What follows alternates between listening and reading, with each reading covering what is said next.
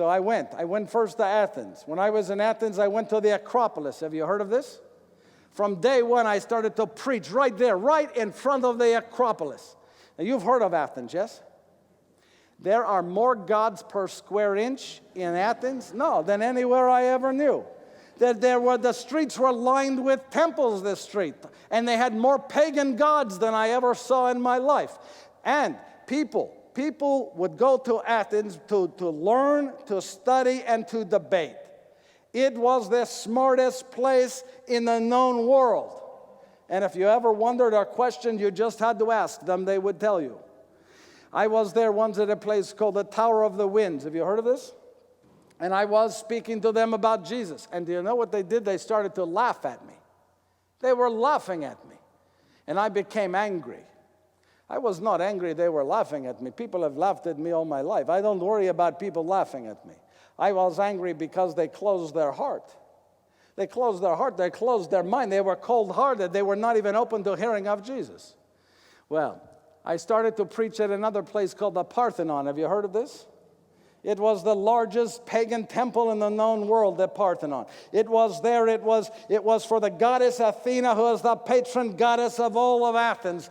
And I was there telling people about Jesus. And when I went into the Parthenon, I learned something that I did not know before this.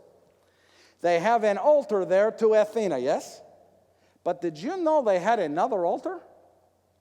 It was the altar to the unknown God. Think about that.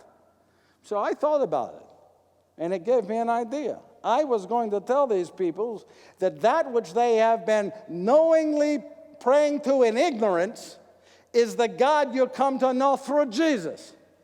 Very smart, yes?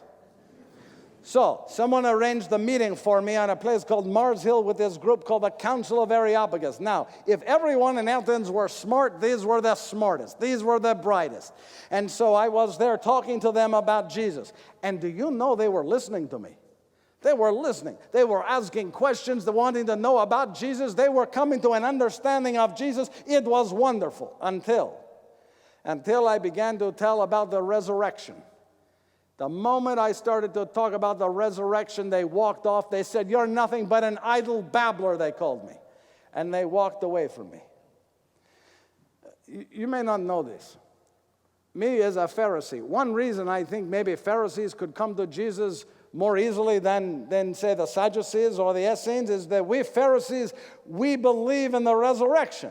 We believe the resurrection was real and possible, and the Sadducees did not. So perhaps it was easier for Pharisees to come to know Jesus. Well, I left Athens with very few converts. It was not a very good time for me in bringing people to Jesus. I next went to Corinth.